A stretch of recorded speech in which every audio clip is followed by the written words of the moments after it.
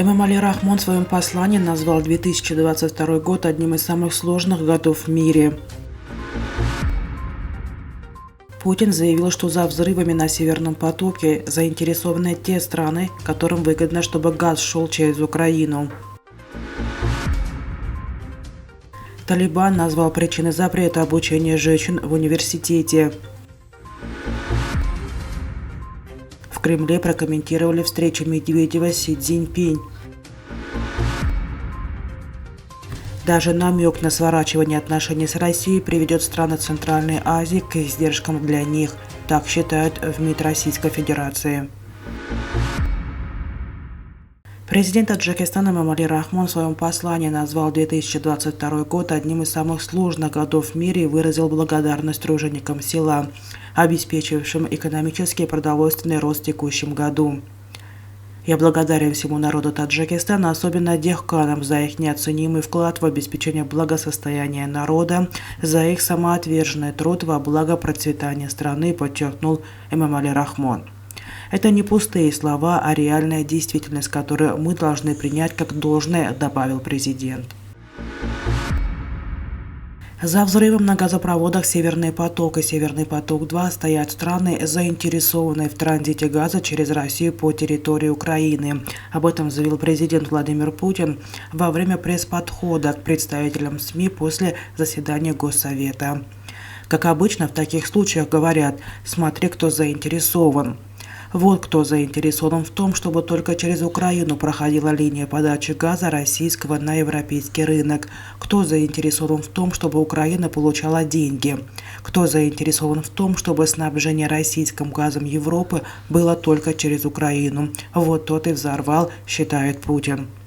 Путин уверен, что без государственной поддержки взорвать «Северные потоки» было бы невозможно. Взрывы на них он назвал актом международного государственного терроризма. Он отметил, что Украина называет Россию агрессором, но продолжает брать деньги у Российской Федерации за транзит газа. «Деньги не пахнут», — сказал Путин на пресс-конференции. Путин заявил, что российская сторона имела возможность посмотреть на места взрывов только один раз, а инцидент никак не расследуется. Министр высшего образования во временном правительстве, сформированном захватившим власть в Афганистане радикальным движением «Талибан», Надам Мухаммед Надим назвал 4 причины, побудившие талибов приостановить занятия для студенток в афганских университетах. Его слова в Твиттере приводит телеканал Толо Ньюс, передает ТАСС. По утверждению Надама Мухаммеда Надима, это решение было вызвано присутствием женщин в университетских общежитиях и их приездом из провинции на учебу без сопровождения мужчин, несоблюдение студентками правил ношения хиджаба, совместном обучении в вузах лиц мужского и женского пола и обучением девушек на некоторых факультетах, что противоречит исламскому праву и ущемляет гордость афганцев.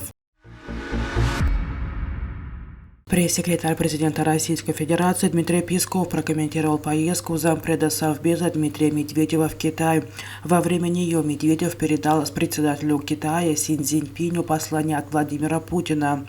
Дмитрий Песков сообщил, что обмены рабочими посланиями и другими мессенджерами между двумя главами двух государств происходит постоянно.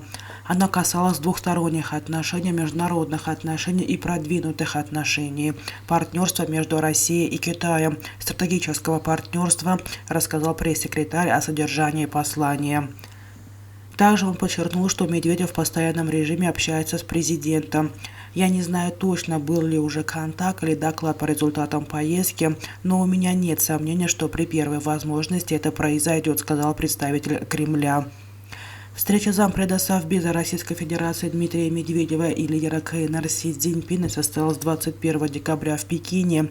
Дмитрий Медведев и Си Цзиньпинь договорились об активизации сотрудничества между возглавляемыми ими партиями, а также обсудили общее сотрудничество двух стран и конфликт в Украине.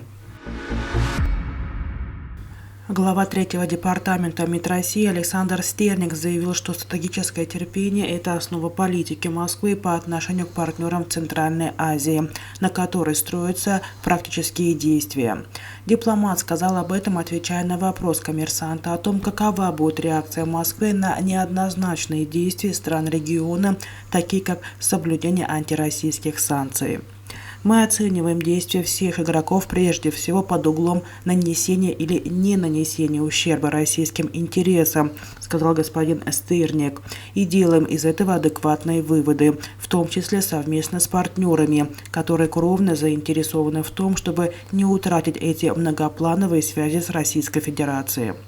Даже намек на их сворачивание может обернуться такими экономическими издержками, которые не смогут покрыть никакие посулы компенсации со стороны господ. Александр Стырник также заявил, что в международных организациях с участием России, таких как Евразийский экономический союз и Организация договора о коллективной безопасности, нет палочной дисциплины, которая, по его мнению дипломата, свойственна объединениям в других регионах мира. Если мы видим, что позиция страны А не сходится с позицией страны Б, мы лучше займем позицию модератора, чем примем сторону А или Б, заверил дипломат, упомянув, что такой принцип применялся и в Закавказье, и в Центральной Азии. Дипломат также отметил, что Россия спокойно относится к инициативам стран региона по запуску новых транспортных коридоров, например, через Каспийское море. Поиск новых выходов на мировые рынки – суверенное право любой страны, отметил он. Стырник принимал участие в конференции «Центральная Азия. Украинский кризис» на площадке Международного дискуссионного клуба «Валдай».